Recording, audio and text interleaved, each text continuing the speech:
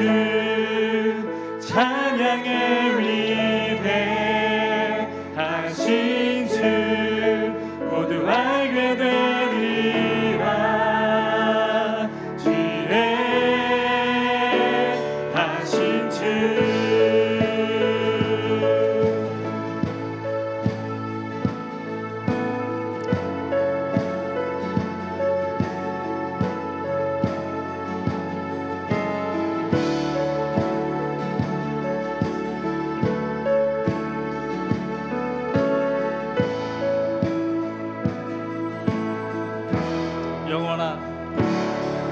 영원한 주의 주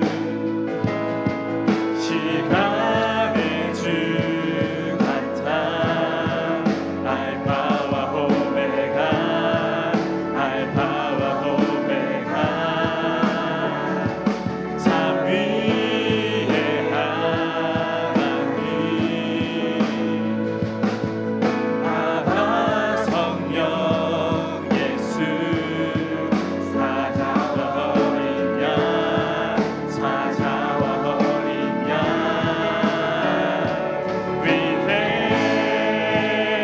위대하신 주 찬양의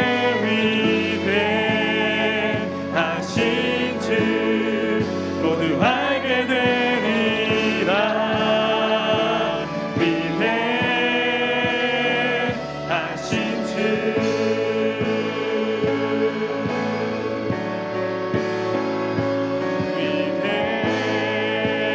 위대하신 주 찬양의 위대하신 주 모두 알게 되리라.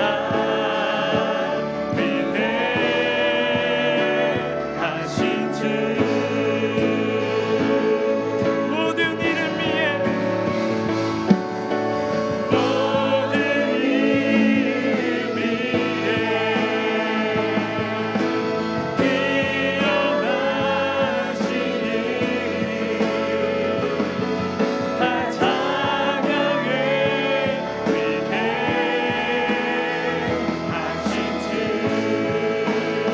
위대하신 주 모든 이름 위에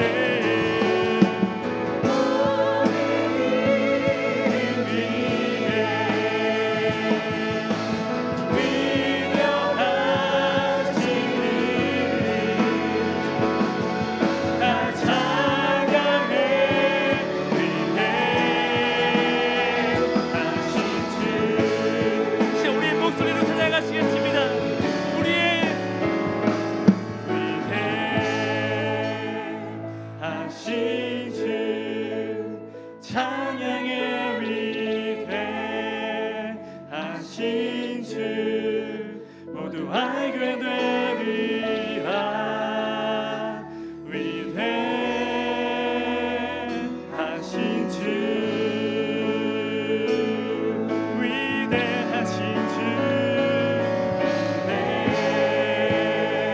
위대하신 주 찬양의 위대하신 주 모두 알게 되리라.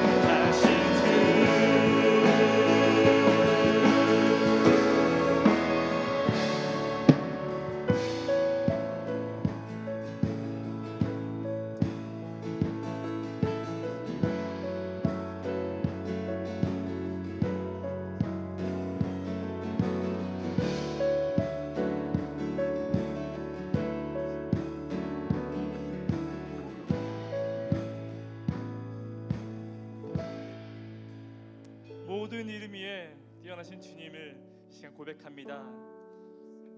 어둠 속에서 한 줄기 빛이 되시고 앙상한 나뭇가지 위에 쌓인 눈처럼 메말라 있던 우리의 삶 속에 새 생명을 허락하신 주님을 이 시간 우리의 입술로 고백하며 나아갑니다.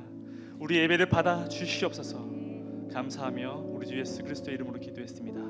아멘. 할렐루야. 아멘. 이 시간 다 같이 일어나셔서 우리 찬양받기에 합당한 주님의 시간 우리 고백하기 원합니다. 다 같이 일어나 우리 찬양하기 원합니다.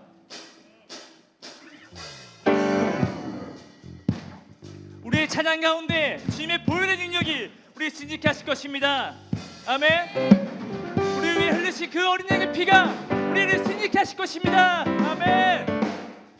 선포하시면서 죄에서 자유를 얻게 하는 보혈의 능력, 주의 보혈, 시험을 이기는 승리되니 참 놀라운 능력. 육체의 정욕을 이길 힘은 보혈의 능력, 주의 보혈, 정결한 마음을 얻게 하니. 자, 다 같이 선포하시며 나가겠습니다. 주의 보혈 능력이 또다. 주의 피 믿으오. 주의 보혈 그 어린 양의 매우 길쭉한 빛. 눈보다 더하게 밝히는 것, 눈보다 더하게 밝히는 것. 보혈의 능력, 주의 보혈, 부정한 모든 것 밝히시니 참 놀라운 능력이로다. 주의 보혈 능력이 또다. 주의 피 믿으오. 주의 보혈 그 어린 양의 매우 길쭉한 피로다. 그주의 복음을 전할 제목, 보혈의 능력, 주의 보혈, 날마다 나에게 찬송 주니. 그 소리 고백이 되기 원합니다. 주의 보혈 능력이 또다. 주의 피 믿으오. 주의 보혈 그 어린 양의 매우 길쭉한 그주의 복음을 전할 제목, 주의 복음을 전할 제목, 보혈의 능력, 주의 보혈, 날마다 나에게 찬송 주니. 다시 한번 고백하시겠습니다. 그 주의 복음을, 보혈 능력이 또다. 주의 피 믿으오. 주의 보혈 그 어린 양의 매우 길쭉한 피. 주의 보혈 능력이 또다. 주의 피 믿으오. 주의 보혈 그 어린 양의 매우. 마지막 선포하시면서 주의 보혈 능력이 또다. 주의 피 믿으오. 주의 보혈 그 어린 양의 매우 길쭉한 피로다. 할렐루야. 신대신 주님의 보혈을 우리가 찬양합니다. 아멘.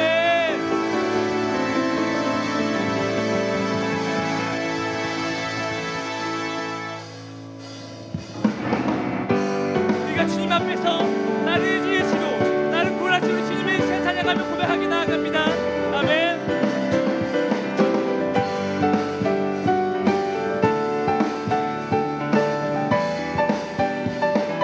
나는 주만 높이리. 나는 주만 높이리. 결코 내 맘 변치 않네. 세상 모든 것에 모든 영광 십자가 앞에 다 버리고 나의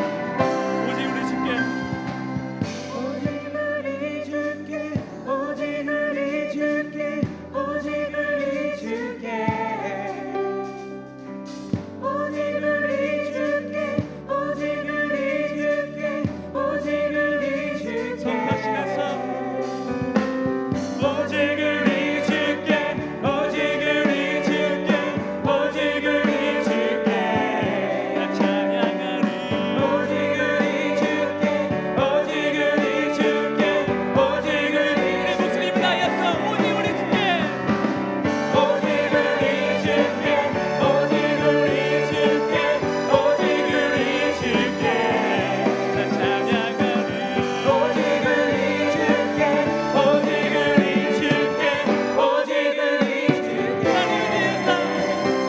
나를 지으시고 아버지 되시며 나를 구원하사 하늘에 상 주신 오직 우리 주님께 나 찬양하리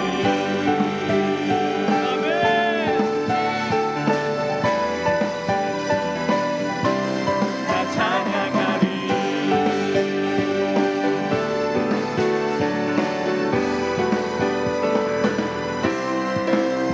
아멘. 이 주신 하나님께 영광과 함성의 박수 올려드립시다. 아멘.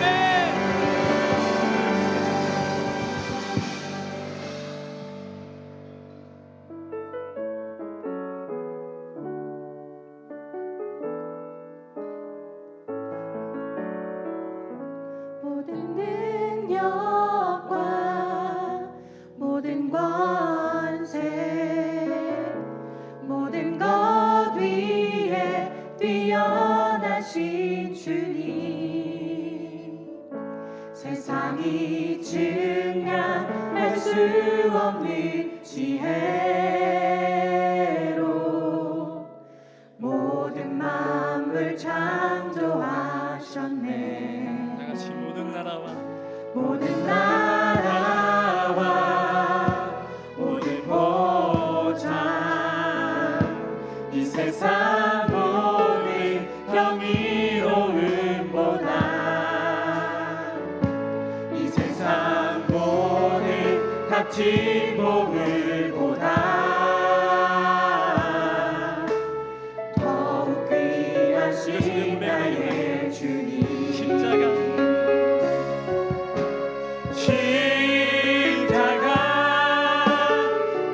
고통당하사 버림받고 외면당하셨네 짓밟힌 장미꽃처럼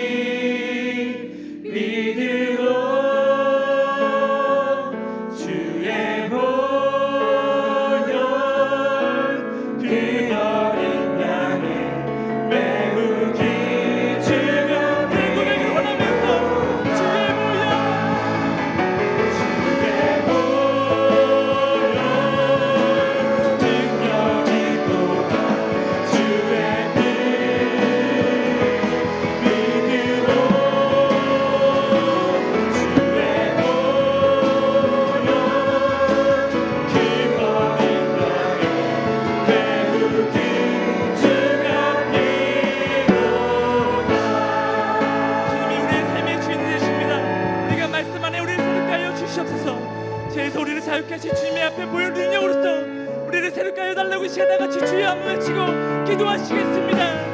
주여 아버지 우리의 죄를 용서하여 주시옵소서.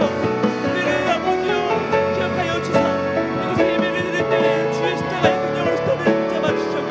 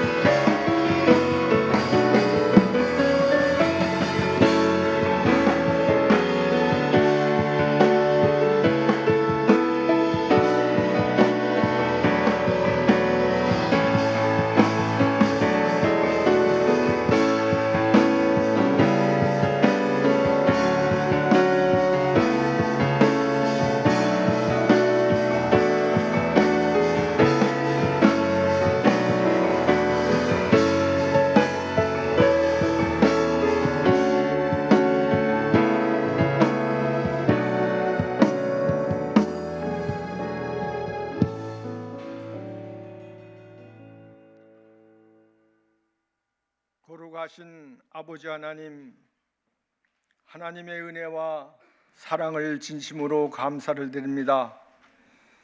이 어렵고 험난한 세상 가운데에서도 우리 청년들을 우리 하나님 사랑해 주셔서 오늘 하나님의 거룩된 성의를 저희들에게 주셔서 주님의 몸된 거룩한 성전에 나와서 우리의 몸과 마음과 정성을 들여 주님께 예배드릴 수 있는 귀한 은혜를 주신 것을 우리 하나님께 다시 한번 감사를 드립니다. 저희들의 예배를 통해서 우리 하나님께서만이 홀로 영광을 받아 주시옵소서. 우리 청년들 가운데에는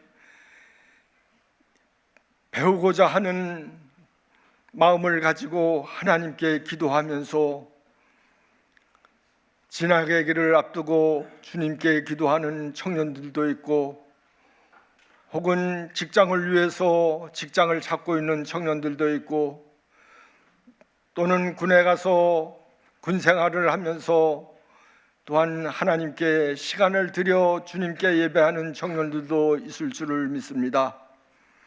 우리 하나님, 우리 모든 청년들에게 하나님께서 큰 은혜를 베풀어 주셔서 우리 교회의 장래에 하나님께서 귀하게 쓰실 청년들이 오니 주님께서 큰 은혜를 베풀어 주셔서 배우고자 하는 청년들에게는 배움의 길을 열어주시고, 직장을 찾고 있는 청년들에게는 그 모든 직장의 문을 열어 일할 수 있는 직장을 하나님께서 허락해 주시고, 여러 가지로 주님께 하고자 하는 모든 일들을 하나님께서 일일이 간섭해 주셔서 하나님의 은혜 가운데 모든 일을 주님께 감사하면서 할 수 있는 큰 은혜를 우리 하나님께서 우리 청년들에게 내리워 주시옵소서. 우리 청년들을 통해서 이 안산 지역에 혹은 수도권의 많은 청년들을 주님의 몸된 거룩한 성전으로 불러 모아 주시고, 세상에서의 빛된 모든 청년들이 다 되어줄 수 있도록 주님 도와주시옵소서. 이 귀한 시간도 하나님의 말씀을 선포해 주실 허요한 후임 목사님께 능력 외 능력을 더하여 주시옵소서. 시간마다 하나님의 말씀을 외치실 때에 주님의 크신 권능으로 함께해 주시고, 이 귀한 시간도 시험을 이기라고 하시는 귀한 말씀을 가지고 저희들 모두에게 주님의 말씀을 선포할 때에 이 어렵고 험난한 세상을 이기며 승리하며 또한 큰 은혜를 받는 귀한 시간이 될 수 있도록 은혜와 은총을 베풀어 주시옵소서. 귀한 시간도 우리 하나님께서 저희들 예배드리는 모두에 하나님께서 함께해 주시기만을 간절히 기도하오며 모든 말씀을 예수님의 거룩하신 이름으로 기도드리옵나이다. 아멘.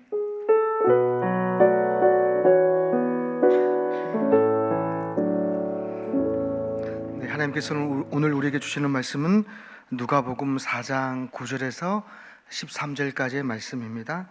누가복음 4장 9절에서 13절까지의 말씀, 신약성서 93페이지에 있습니다. 제가 이 말씀을 봉독해 올리겠습니다. 또 이끌고 예루살렘으로 가서 성전 꼭대기에 세우고 이르되 내가 만일 하나님의 아들이여든 여기서 뛰어내리라. 기록되었으되 하나님이 너를 위하여 그 사자들을 명하사 너를 지키게 하시리라 하였고 또한 그들이 손으로 너를 받들어 내 발이 돌에 부딪히지 않게 하시리라 하였느니라. 예수께서 대답하여 이르시되 주 너의 하나님을 시험하지 말라 하였느니라. 마귀가 모든 시험을 다한 후에 얼마 동안 떠나니라. 아멘. 이 시간 우리 호야 목사님 나오셔서 시험을 이기리라 세 번째 이야기입니다. 오늘은 신뢰가 필요하다라는 말씀으로 하나님의 말씀 선포할 때 여러분은 삶 가운데 있는 많은 시험 속에서 이 말씀으로 또 행함으로 승리한 여러분 되시기를 바라겠습니다. 목사님 말씀 선포해 주시겠습니다. 할렐루야. 잘들 지내셨어요? 예, 반갑습니다. 우리가 사순절 네 번째 주일을 보내고 있고 우리 봉독해 주신 말씀으로 신뢰가 필요하다 이런 제목으로 말씀 함께 나누겠습니다. 여러분도 아마 이 지금 누가복음 4장에 있는 말씀을 3주 동안 같이 나누고 있는 걸로 알고 있는데 그렇죠? 아마 지난주에는 우리 오평택 목사님께서 말씀을 전해 주셨을 텐데 광야에서 예수님께서 40일 금식을 하신 후에 세 가지 시험을 만나게 되셨죠. 첫 번째 시험은 돌을 떡으로 만들어라라는 시험이었습니다. 예수님께서는 그 시험을 사람이 떡으로만 살 게 아니고 하나님이 주신 말씀으로 살아야 한다 이런 말씀으로 물리치셨습니다. 그리고 두 번째 시험은 이제 이 마귀가 예수님에게 천하만국을 다 보여주고 그리고 영광과 또 그 화려함 또 그리고 권세 이런 걸 다 보여준 후에 나에게 절해라 그러면 내가 이 모든 걸 다 주겠다 이렇게 유혹을 하는 시험이었습니다. 그때 예수님은 주 하나님만을 예배하라 하나님만 섬겨라 이런 말씀으로 물리치셨죠. 이렇게 두 번을 시험을 했지만 실패하고 난 다음에 이제 마귀가 어떻게 할까 고민을 하다가 만들어진 시험이 세 번째입니다. 그 세 번째 시험을 이제 시작을 하게 되는데요. 예루살렘 성전 꼭대기로 예수님을 끌고 가죠. 그 내용이 어떻게 되는지 우리가 한번 9절의 말씀 같이 한번 읽어볼까요? 시작. 또 이끌고 예루살렘으로 가서 성전 꼭대기에 세우고 이르되 네가 만일 하나님의 아들이여든 여기서 뛰어내리라. 예루살렘 성전 하나님을 예배하는 곳으로 예수님을 끌고 가고 거기 제일 꼭대기에 세운 다음에 뛰어내려라. 근데 왜 뛰어내리라고 하느냐? 그 이유가 그 근거가 10절과 11절에 이어지는데 이것도 한번 같이 읽겠습니다. 시작. 기록되었을 때 하나님이 너를 위하여 그 사자들을 명하사 너를 지키게 하시리라 하였고 또한 그들이 손으로 너를 받들어 네 발이 돌에 부딪히지 않게 하시리라 하였느니라. 마귀가 예수님에게 지금 도발을 하는 겁니다. 여기서 뛰어내려라. 너는 하나님의 아들이 아니니? 하나님의 아들이라면 성경에 그렇게 기록되어 있다. 너의 발이 떨어지지 않도록 부딪히지 않도록 지켜줄 것이다. 그러니까 뛰어내리면 얼마나 괜찮지? 아무 문제 없다. 이런 시험이었습니다. 여러분 이 마귀의 마지막 시험, 이 세 번째 시험이 참 교묘하고 그리고 대단히 지능적인 시험이라는 것을 어떻게 짐작이 좀 되시나요? 첫 번째 시험이 돌을 떡으로 만들라는 거였잖아요. 그러면 돌을 떡으로 만들어라 그랬을 때 예수님 뭐라 그러신다면 떡으로 살 것이 아니고 떡도 중요하지만 말씀으로 살아야 한다 했단 말이죠. 그랬더니 이 세 번째 시험은 지금 뭐라고 유혹을 하냐면 말씀을 가지고 시험을 하는 거예요. 말씀을 근거로 해서. 그리고 두 번째 시험에서는 어땠습니까? 나에게 절해라, 나에게 예배해라. 그러면 내가 너에게 많은 거 주겠다. 너 쓸만한 거 다 줄게. 이렇게 했단 말이죠. 그랬더니 예수님을 어디에 가서 시험을 하냐면 예배드리는 장소 예루살렘 성전에서 시험을 합니다. 영악하죠. 대단히 영악하죠. 내가 말씀으로 살겠다고 그랬더니 말씀을 인용해서 시험을 하고 내가 예배하며 살겠다 그랬더니 예배 장소에 와서 시험을 하는 겁니다. 그러니까 이 3번 시험은, 이 세 번째 시험은 1번과 2번을 콤보로 묶어놓은 겁니다. 1번과 2번이 그래, 그러면 내가 말씀으로 시험해 줄게. 넌 예배 드릴 거야? 그럼 예배 장소에서 시험해 줄게. 이렇게 지금 다가오고 있는 시험이다, 이런 말이죠. 여러분, 이게 가만히 보면은 우리 교회를 다니는 청년들이 매일 만나는 시험 아닌가 생각이 됩니다.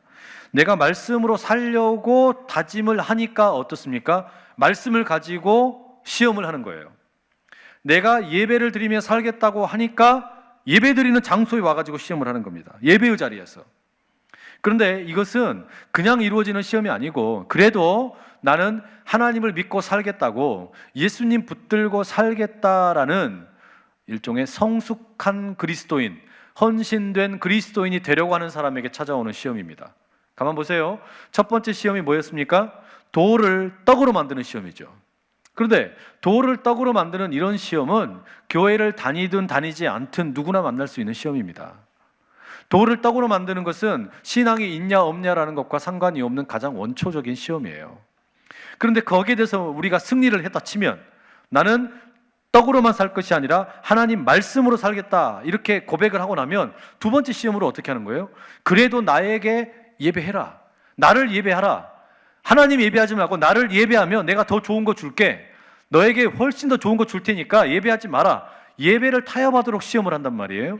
그것도 이겼어요. 그랬더니 찾아오는 이 시험은 뭐냐면, 지금 말씀대로 살겠다라는 다짐을 하고 있고 예배를 드리겠다고 다짐을 하는 사람에게 던지는 헌신된 그리스도인에 대한 시험입니다. 이 헌신된 그리스도인을 향해서 마귀가 뭐라고 합니까? 더 강하게 유혹을 하는 거예요.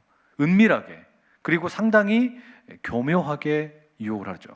말씀을 가지고 예배의 자리에서 유혹을 한다, 이 말입니다. 이게 예수님 좀 제대로 믿어보려고 하는 사람에게 찾아오는 시험이겠죠. 그래서 오늘 저는 여러분들에게 축복을 하고 싶은데, 기왕 여러분 우리가 살면서 시험을 만나지 않을 수는 없잖아요.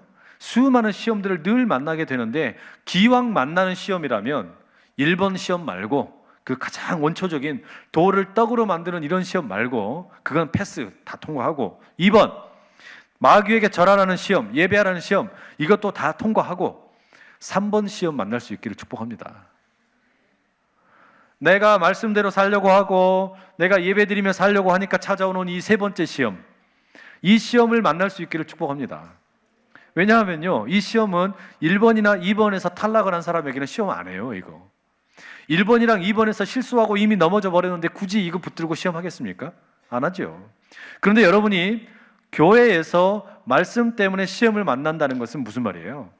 그래도 내가 헌신된 그리스도인이 되려는 모습이 있구나, 그러니까 나를 이렇게 시험하는구나, 그렇게 말하는 거 아니겠습니까?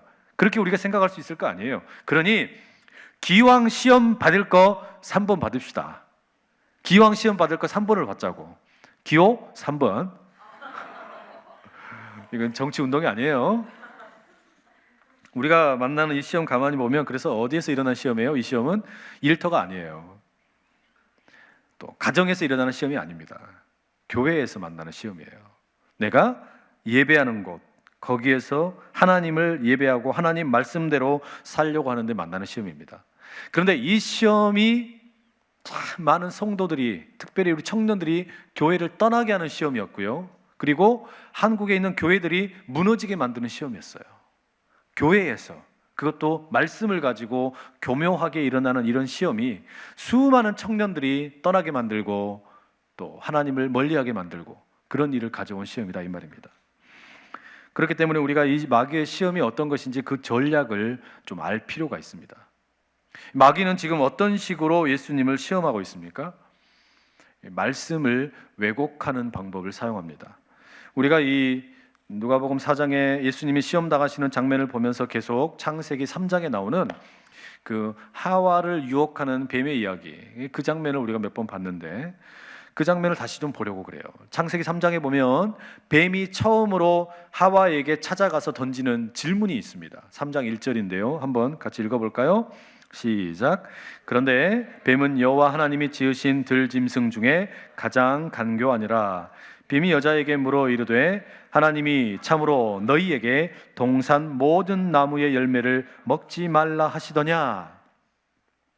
여러분, 이 지금 뱀의 이 꼬드김, 이 시험이 아주 뭐라 그럴까요? 아주 민감하게 찾아오고 있다는 거 혹시 발견을 했는지 모르겠습니다.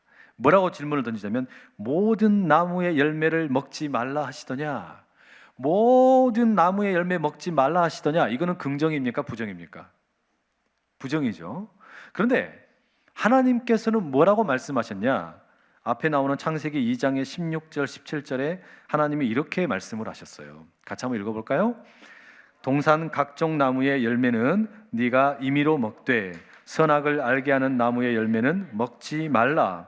네가 먹는 날에는 반드시 죽으리라 하시니라. 제가 필요한 부분만 좀 잘랐습니다. 여기에 보시면 어떻게 되어 있어요? 하나님 말씀은 무엇이든지 모두 먹어라. 이건 은혜예요, 은혜. 그러니까 모든 걸 다 먹을 수 있다, 이렇게 이야기하신 거예요, 그죠? 무엇이든지 마음껏 먹는데, 그러니까 이게 먼저 은혜가 주어졌고, 그리고 하나의 금지 규정, 이거 하나만 주어진 거죠. 모든 게 은혜로 다 허락이 됐고, 딱 하나 금지 규정으로 선악을 알게 하는 나무의 열매만 먹지 마라. 왜냐? 이 열매는 내가 너의 하나님이고 너는 나의 피조물인 것을 우리가 언약을 맺은 과일이기 때문이다. 이런 의미를 담고 있는 거죠. 자, 그런데 하나님께서는 모든 것이 가능하다 이렇게 은혜를 주시고, 그리고 하나만 금지 규정해 놨는데 이거를 뱀이 어떻게 바꿔서 질문을 던졌어요? 모든 나무의 열매 먹지 말라 그러더냐? 이거 뭐예요? 은혜를 송두리째 어떻게 한 겁니까? 부정하는 표현이 되는 겁니다. 은혜를 송두리째 부정을 해버린 거예요. 하나님은 모든 것을 다 먹어라, 다만 하나만 먹지 마라, 이런 표현이었는데 모든 것을 먹지 말라 이렇게 하니까 이건 어떻게 돼요? 하나님의 은혜가 기억나지 않게 만들어버린 표현이 되는 겁니다. 먹지 말라 했으니까 부정적인 표현이죠. 그러니까 여기서 이제는 뭐만 생각나냐면 금지되어 있는 것만 생각나는 거예요. 나에게 금지되어 있는 것만 유독 눈에 들어온다, 이 말입니다. 이게 마귀의 시험이에요. 하나님께서는 우리에게 모든 것이 가능하도록 다 해줬는데 딱 하나만 너와 나의 언약으로 지키도록 주셨단 말이에요. 그런데 마귀가 모든 것이 다 금지되어 있다? 이렇게 이야기하니까 나에게 금지된 게 뭐였지? 그게 이상하게 크게 보이는 거예요. 그것만 크게 보인다 이거예요. 그래가지고 하와가 어떻게 대답합니까? 3장 3절 봐보세요. 함께 읽습니다. 동산 중앙에 있는 나무의 열매는 하나님의 말씀에 먹지도 말고 만지지도 말라. 너희가 죽을까 하노라 하셨느니라. 이건 하와의 대답입니다. 하와가 이 말을 듣고 나서 이제 갑자기 갸우뚱해진 거예요. 모든 것을 먹지 말라 그러니까 나보고 먹지 말라 그런 게 뭐였지? 그 전에는 거기에 대한 인식도 없었습니다. 생각도 안 했는데 먹지 말라 뭐였지? 가만히 보니까 그게 있었어요. 선악을 알게 하는 이 나무는 먹지 말라 그랬다. 그런데 하와가 뭐라고 표현을 해요? 먹지 말라 이렇게 안 해요. 뭐라 그럽니까? 먹지도 말고 만지지도 말라 이렇게 표현을 해요. 하와가 말을 덧붙였죠. 만지지도 말라라는 말이 덧붙여 있습니다. 이건 무슨 말이냐면 뱀이 모든 것을 먹지 말라 하더냐, 그러니까 그 나에게 금지되어 있는 거, 부정이 되어 있는 거, 그것을 주목을 하고 나니까 이제 먹고 싶은 거예요. 그게 만지고 싶은 거예요. 그러니까 표현이 덧붙여졌죠.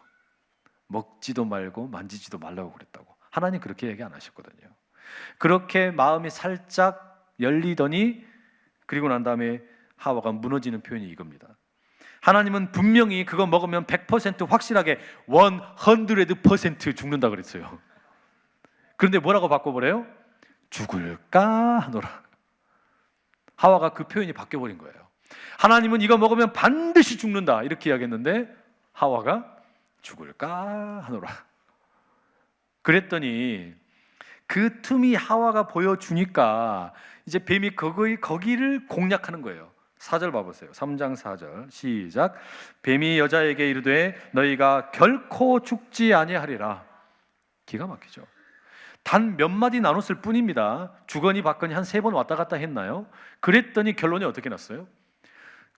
절대로 먹지 마라. 죽는다. 반드시 죽는다 그랬는데 이게 결코 죽지 아니하리라로 바뀌어버렸어요. 하나님이 이거 먹으면 반드시 죽는다 그랬던 말씀이 어떻게 되었어요? 결단코 죽지 아니하리라로 바뀌어버렸습니다. 이게 마귀의 시험입니다. 말씀의 왜곡이죠. 예수님께 찾아온 유혹도 똑같습니다. 예수님을 이 마귀가 성전 꼭대기, 예루살렘 성전 꼭대기에 세워놓고 그 예배드리는 장소에서 말씀을 가지고 시험을 합니다. 뛰어내려! 여기서 뛰어내려 봐! 그런데 뭘 가지고 시험을 하냐면 시편 91편의 11절 12절 말씀이에요. 그게 무슨 말씀이 나옵니까? 너가 여기서 뛰면 천사들을 보내셔가지고 발이 땅에 부딪히지 않도록 지켜줄 거야. 하나님이 그렇게 말씀을 했잖아. 그러니까 뛰어! 이렇게 얘기하는 거예요. 그렇게 당신이 뛰면 당신이 하나님의 아들인 것도 증명이 되고 네가 믿는 하나님도 하나님인 것이 증명이 되니까 얼마나 좋냐? 뛰어라! 이게 지금 이 마귀의 시험입니다. 그런데 여러분, 여기서 마귀가 인용하고 있는 이 시편 91편이 본래 어떤 맥락인지를 우리가 알아야 돼요. 원래 시편 91편에 하나님이 너를 지키신다, 너의 발이 땅에 부딪히지 않도록 도우신다, 이거는 어떻게 쓰여진 표현이냐면 우리가 살다가 보면 어려운 일 만날 때 있잖아요. 힘든 일 있을 때, 또 고난을 만날 때도 있고, 그럴 때 하나님이 우리의 방패가 되어주시고 보호자가 되어주시고 지키시는 분이다, 이런 표현입니다. 그래서 너가 그렇게 땅에 부딪히지 않도록 지켜주시는 그런 하나님이다, 이런 신앙의 고백이고 간증이에요. 그런데 지금 마귀는 어떤 장면에서 이 하나님의 말씀을 인용하고 있는 거예요? 호기심입니다. 호기심. 뛰어봐. 지금 예수님이 무슨 고난을 만난 게 아니잖아요. 어려움을 만난 게 아니잖아요. 이건 순전히 뭐냐면 호기심이에요. 호기심으로 뛰어봐. 그러면 네가 하나님의 아들인 것도 증명이 되고, 그 다음에 네가 믿는 하나님도 진짜 하나님인 거 증명될 거야. 이건 뭐예요? 말씀의 맥락이 옳지 않은 사용인 거죠. 이런 말씀의 왜곡을 통해서 예수님을 시험하고 있는 겁니다. 그죠? 말씀이 진짜인지 아닌지 궁금한 그 호기심 때문에 일어나고 있는 겁니다. 그 궁금증 때문에. 여러분, 이런 말씀의 왜곡이 우리를 넘어뜨려요. 우리를 시험에 빠지게 하는 겁니다. 요즘에 주변에 보면은 이단들이 많이 이렇게 돌아다니죠. 안산제일교회 주변에 보니까 무슨 이단이 이렇게 많은지 모르겠어요. 여기 SGL인가요? 옆에도 그런 또 있고, 저기 예술대학교 앞에 가니까 거기도 종류별로 다 모아놨대요. 골라 먹는 재미가 있어, 완전. 그런데 여기 그 이단들 중에 어떤 분이 저희 집에다가 친절하게 이런 편지를 하나 이렇게 붙여놓고 가셨어요. 이 빨간 봉투를. 여기 뭐라고 써놨냐면, 성도님을 위한 사랑이 들어있어요. 정성스레 담았으니 꼭 읽어주세요. 이거를 저희 집에다 붙여놓고 갔어요. 내용이 어떻게 되는지 제가 그 사진도 좀 가지고 왔습니다. 보세요. 이 빨간 봉투에다가 저 사진 내용이 들어있고, 그리고 나서 여기 이 사탕도 이렇게 주고 먹으라고. 기가 막히더라고요. 편지 봉투에다가 내용 넣어가지고 이거를 누구한테 지금 붙여주고 왔냐면 안산제일교회 후임 목사 집에다 붙여놓고 왔어요. 근데 하도 기가 막혀가지고. 아마 여러분 집에도 어쩌면 이 사랑이 가득한 빨간 봉투 받은 사람들 아마 있을지 모르겠습니다. 오늘도 이분들이 저기 어디 사거리에서 이렇게 전도하고 있었다는 이야기 들었는데요. 여러분, 이 봉투는요, 자기 집 뒷문에 교회 마크가 없으면 절대 안 붙여집니다. 예수님을 믿고 교회를 다니는 성도들의 집 뒷문에만 이거 붙여져 있어요. 그렇잖아요. 내가 예배를 드리는 사람이다, 나는 말씀을 따라 사는 사람이다 라고 집 뒷문에다가 안산제일교회 팻말을 붙여놨더니 어떻게 한 거예요? 이걸 갖다 붙여놓은 거예요. 무슨 말인지 되세요? 그러니까 이런 이단들이 그런 말씀을 왜곡을 시켜서, 곡해를 시켜서 교회의 성도를 흐트리고 가정을 해체시키는 일들이 얼마나 많이 일어나는지 모릅니다. 자녀가 신천지에 빠져가지고 부모님을 모른다고 부인하는 일들이 생깁니다. 그리고 아내와 남편이 서로 갈라서요. 이 이단 때문에. 이런 일이 지금 비일비재하게 일어나고 있어요. 우리 동네에 지금 그런 이단들이 많이 있습니다. 여러분, 이단이 이런 식으로 말씀을 왜곡을 해가지고 우리의 신앙을 어지럽힌다면 아마 우리 청년들에게 더 커다란 문제는 우리 과학과 학문의 문제가 아닌가 생각이 듭니다. 학문의 이름으로, 과학의 이름으로 말씀을 부인을 하게 만들고 말씀이 엉터리라고 말하는 사람들이 생겨나고 있습니다. 무신론자들이죠. 우리나라에도 무신론자들이 점점 더 이렇게 세를 규합하는 일들이 있는데, 특별히 그 미국 같은 데서는요, 아메리칸 에이티스트 이런 단체가 있습니다. 그러니까 미국의 무신론자 연합 모임 이런 단체예요. 자기들의 사이트도 있고 뭐 모임도 갖고 이렇게 합니다. 이들은 무신론을 주창을 하면서 신이 없는 세상을 만들어야 된다, 신이 모든 인류 악의 근본이다, 이렇게 홍보하고 전도를 하고 이 말하자면 그 책자도 만들어가지고 배포를 하는 겁니다. 이 사람들이 이제는 2012년부터인가는 미국의 한 도시를 정해가지고 1년에 한 번씩 컨퍼런스 같은 부흥회를 합니다. 전국에서 무신론자들이 함께 모여가지고 부흥회를 해요. 무신론을 찬양하고 무신론 전문 강사를 불러서 아주 은혜로운 말씀을 듣습니다. 이 예배와 비슷하죠. 그러면서 이들이 사용하는 구호가 있는데 그 구호가 다양하게 많아요. 그 중에 하나가 뭐냐면 이런 겁니다. God hate pig. 하나님은 무화과 나무를 싫어하신대.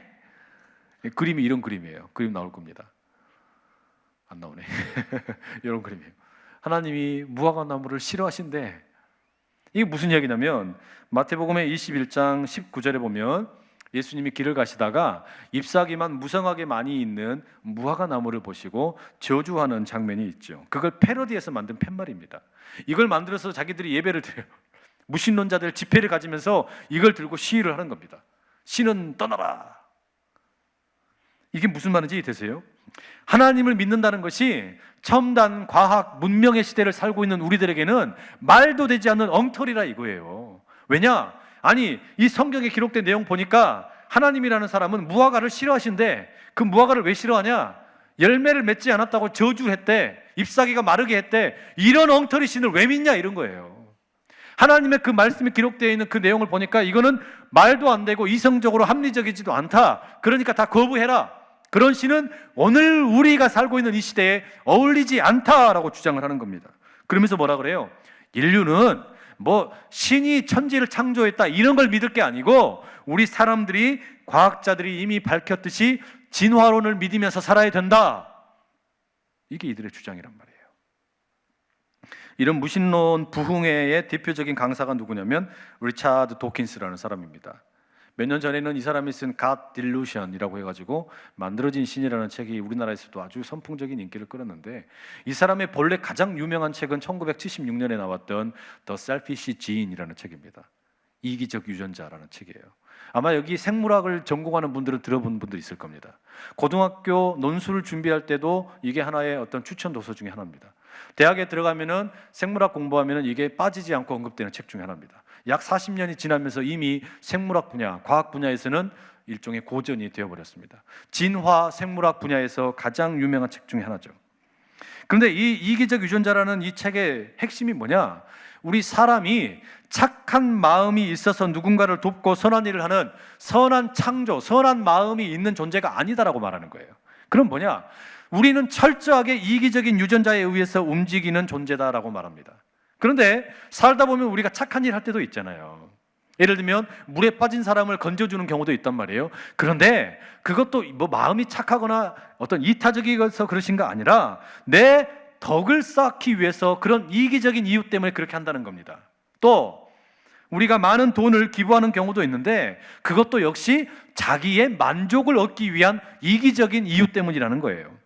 내가 누군가를 사랑한다? 그것도 여전히 그냥 어떤 무슨 착한 마음 때문이 아니라 내 종족을 번식시키고 싶은 이기적인 유전자의 영향을 받아서 끌려서 그렇게 한다는 거예요.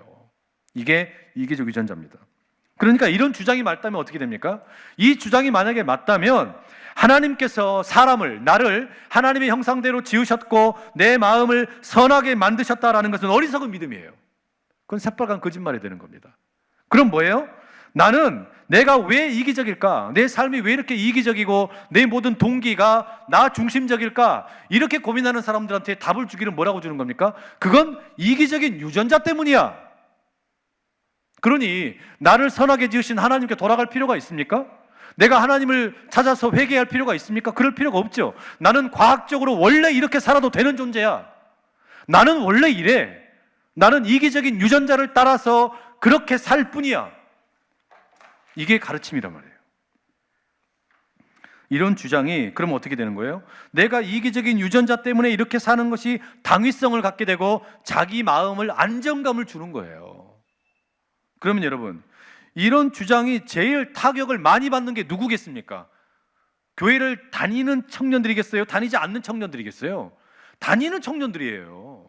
왜냐? 어릴 때부터 내가 교회에서 신앙 교육을 받기를, 나는 하나님의 형상대로 지음을 받았고 하나님의 그 마음의 선한 창조를 따라서 지음 받아서 나는 깨끗한 마음을 지음 받았다라고 배웠는데, 학교에서 진화론적인 세계관과 함께 배울 때는 뭐라고 배우는 거냐면, 아니야, 너는 이기적인 유전자를 따르는 그저 동물일 뿐이라고 배운다면 이게 갈등이 일어나고 딜레마가 있지 않겠습니까?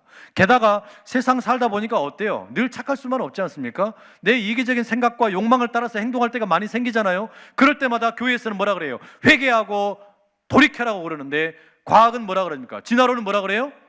뭐 그거 당연한 거야. 이기적인 유전자인데 당연히 그렇게 사는 거지. 이렇게 이야기하면 어떻게 되겠어요? 하나님께 돌이켜서 사는 것보다 내 모습이 원래 이런 거니까 이런가 보다 하고 그렇게 끌려가서 살지 않겠냐 이 말이죠. 이게 우리가 알게 모르게 받고 있는 진화론의 세계입니다. 그렇게 세례를 받고 살고 있는 거예요. 그러니까 뭐 너 자신을 믿어라 이렇게 이야기하고 하나님의 선한 창조를 신뢰하지 못하고 신앙을 등지고 떠나는 청년들이 그래서 많이 생기는 거예요. 이게 학문이 우리를 공격하는 겁니다. 이런 진화론적인 세계관이 청년 세대가 교회를 떠나도록 만들고 더 이상 이 성경을 신뢰하지 못하게 만들고 하나님을 믿지 못하게 만드는 거예요. 이게 어쩌면 여러분들이 만나는 제일 심각한 시험, 세 번째 시험인지도 모릅니다. 여러분, 상황이 이런데 어떡할까요? 그냥 뭐 교회 뭐 취미 생활이지, 뭐 그냥 교회 한번 와서 마음에 드는 남자 여자 만나고 뭐 그냥 이렇게 지내다가 이기적인 유전자 따라서 사는 거지, 여기는 그냥 나의 소셜 클럽이지, 이렇게 살 수 있을까요? 그렇게 살 수가 없는 겁니다.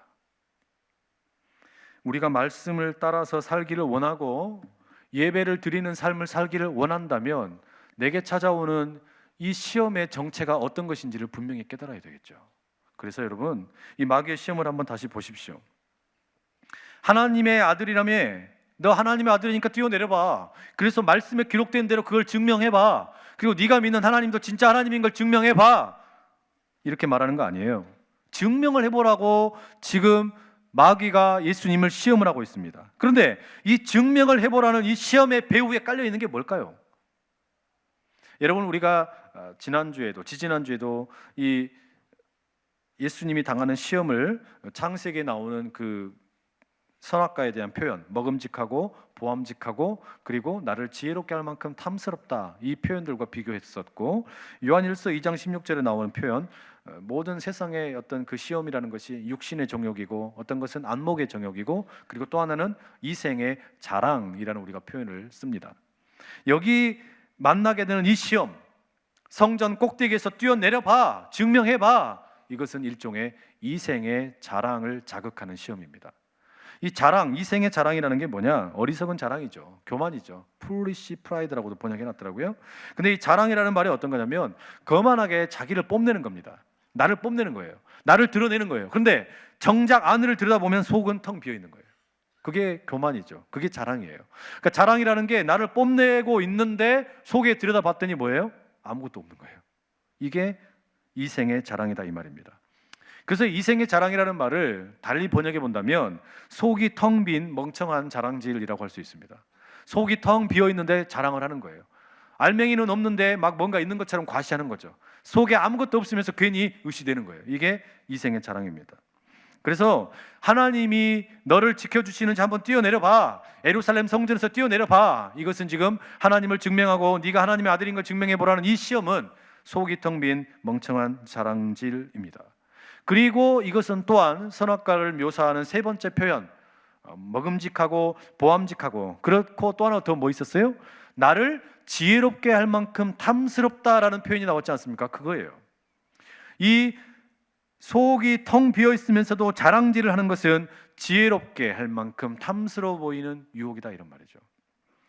여러분, 하와가 보기에 과일이라는 것이, 그 선악을 알게 하는 과일이 먹음직스러웠습니다.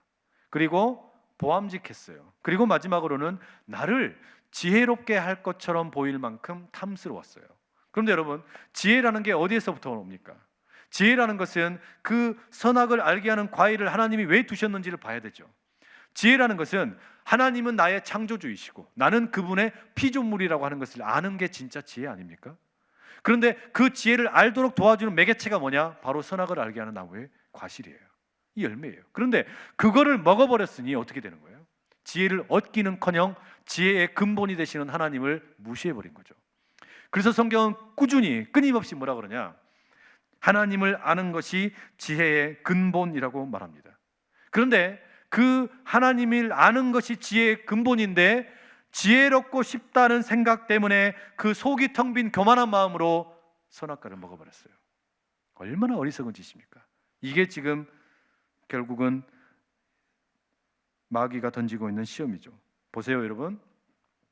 예루살렘 성전 꼭대기에서 뛰어내려라는 것, 그리고 이생의 자랑, 달리 말해서 속이 텅 빈 이 멍청한 자랑질, 그리고 나를 좀 현명하게 지혜롭게 할 것 같은 그 탐스러움 때문에 선악과를 먹어버리는 거, 이거는 다 결국 그 밑바탕에 뭐가 있는 거냐면 신뢰가 있냐 없냐를 묻는 겁니다. 신뢰하니 묻는 거예요. 너 하나님 신뢰하니? 너 말씀대로 살겠다고 했지? 너 예배 드리면서 살겠다고 했지? 한번 다시 묻자. 너 정말로 하나님 신뢰하니? 너 말씀 믿고 사니? 너 하나님 신뢰하니? 너 예배 드린다면서 너 하나님 신뢰하니? 그걸 우리에게 시험하고 있는 거죠. 신뢰라는 게 참 중요합니다. 한번 잃어버리면 그걸 회복하기까지가 너무 많은 시간과 비용이 들기 때문이에요. 외국에 여행하다 보면은 공항에 이렇게 검색대를 통과를 해서 비행기를 타야 되죠. 그런데 그런 공항 검색이 가장 어려운 곳이 아마 미국의 공항들일 거예요. 왜냐하면 미국은 상처가 있기 때문입니다. 9.11 테러를 만나면서 항공 보안 검색에 대한 일종의 신뢰가 땅에 추락해 버렸어요. 그 전에는 만약에 미국 국내 항공사를 이용하려고 그러면 이 비행기 출발하기 전에 30분 전에만 들어가도 공항 보안 검색을 통과하는데 충분했습니다. 그런데 이제는 항공 보안 검색이 강화되면서 그 신뢰를 구축하기 위해서 어떻게 되었습니까? 막대한 자본이 투여가 되었고, 그리고 그 검색 시간이 길어졌어요. 그래서 이제는요, 미국의 국내 항공사를 이용하려고 그래도 1시간 반 전에는 가야 돼요. 그리고 해외로 나가려고 그러면은 2시간에서 3시간 전에는 가야만이 그 보안 검색을 통과할 수가 있습니다. 이게 무슨 말입니까? 신뢰가 한번 무너지면 이 신뢰라는 것은 시간의 문제이고 돈의 문제예요. 신뢰를 지켜야 시간이 짧아지고 그리고 돈도 들지 않는 거죠. 그런데 신뢰가 무너지면 그것을 다시 회복하기 위해서는 엄청나게 많은 돈이 들어가게 되고 그리고 엄청나게 많은 시간이 들어간단 말이에요. 지금 마귀가 노리는 게 이겁니다. 마귀가 왜 지금 마지막 시험을 이 말씀과 교회에서 예배를 드리는 자리에서 시험하고 있습니까? 너 신뢰하냐 이거예요. 하나님을 신뢰하냐? 하나님을 신뢰하는지 안 하는지 이걸 흐트려서 어떻게 하려고 그러는 거예요? 이게 무너져서 하나님께로 나가려고 하는 그 모든 것을 막아버리고 싶은 거예요. 그래서 그 신뢰가 한번 흔들리게 되면 어떻게 됩니까? 그것을 다시 회복하기까지는 엄청난 시간이 듭니다. 비용도 엄청나게 드는 거예요. 보세요. 우리가 주변에서 지금 보고 있는 일이 그거 아닙니까?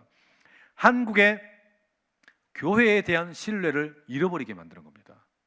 그러니 그 교회에 대한 신뢰를 잃어버리니까 그 신뢰를 회복하기까지의 시간과 비용이라는 것이 얼마나 들어가겠어요? 목회자에 대한 신뢰를 잃어버리게 만드는 거예요. 그러니까 그것이 어떻게 언제 회복이 되겠냐 이 말이죠. 그리고 결국은 뭘 요구하는 겁니까? 하나님에 대한 신뢰를 포기하라고 요구하는 거예요. 이게 마귀가 지금 노리는 시험입니다. 이게 지금 우리가 만나고 있는 진짜 시험의 말하자면 핵심이다 이런 말이죠. 여러분, 만약에 이게 우리가 마주하게 되는 이 시험의 실체라 그러면 어떻게 우리가 이 시험을 이길 수 있겠습니까? 하나님이 나를 향하여 가지고 계신 계획과 하나님의 그 말씀과 하나님이 예배를 통해서 들려주시는 것을 다시 신뢰할 수 있는 거기서부터 시작할 수 있는 줄로 믿습니다. 이 신뢰를 붙잡아야만 그래서 우리가 시험을 이길 수 있다 이 말이죠. 신뢰를 잃어버리면, 신뢰가 흔들리면 우리가 살 수가 없는 겁니다.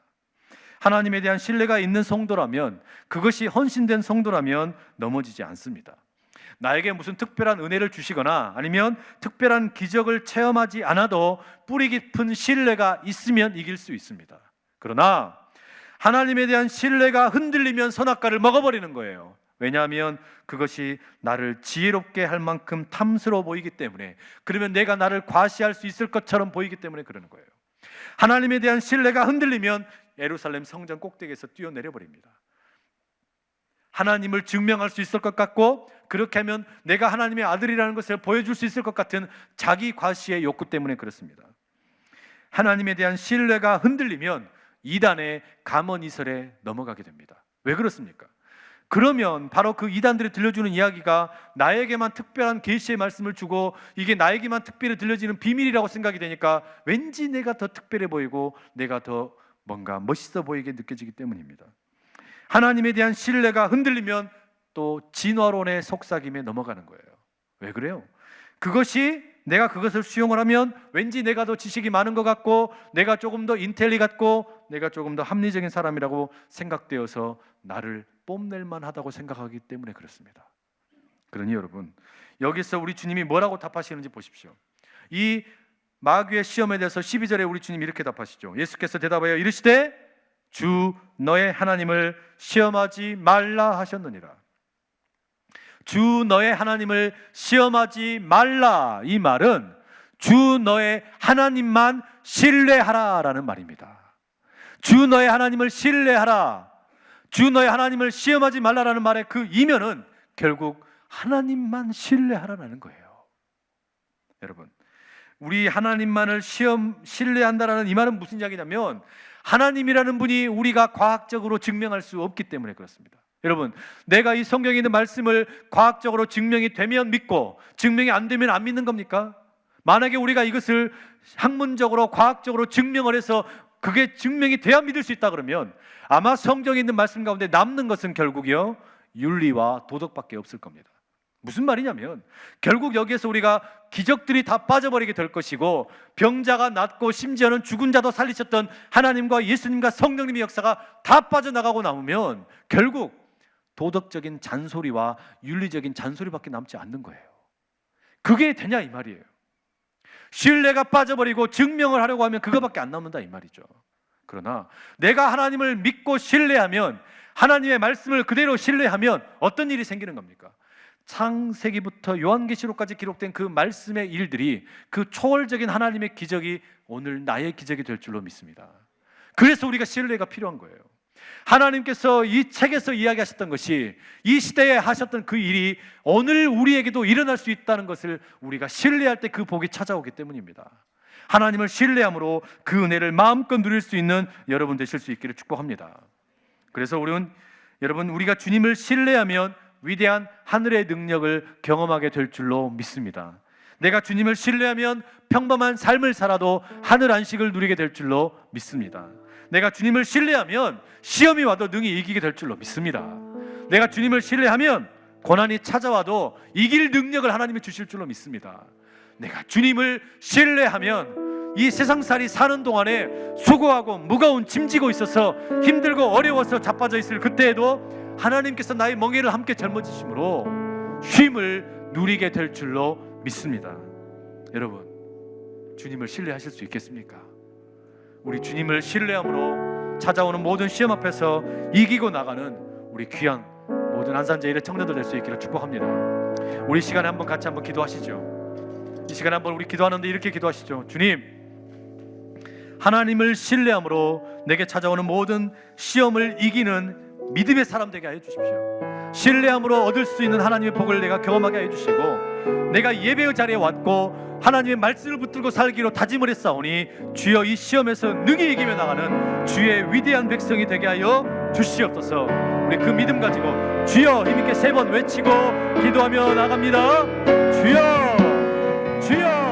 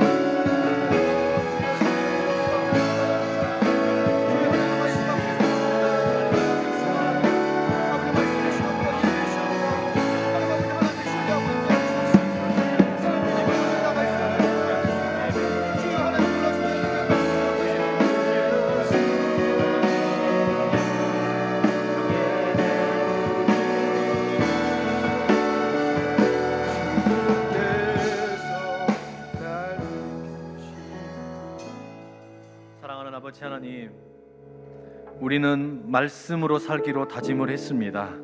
떡으로만 살 것이 아니라 말씀으로 살기로 다짐을 했고, 마귀를 예배함으로 내가 원하는 것을 얻기보다 하나님 한 분만 전심전력을 다해서 섬기며 예배하기로 다짐을 했습니다.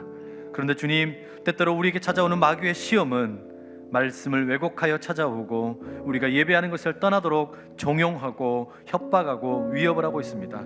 하오니 주여, 하나님을 신뢰하는 것을 떠나게 만드는 그 모든 마귀의 힘들을, 그 유혹들을 물리칠 수 있는 능력을 우리에게 허락하여 주시옵소서.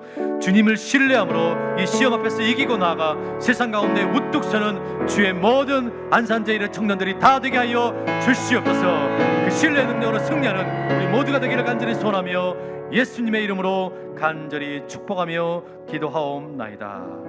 아멘.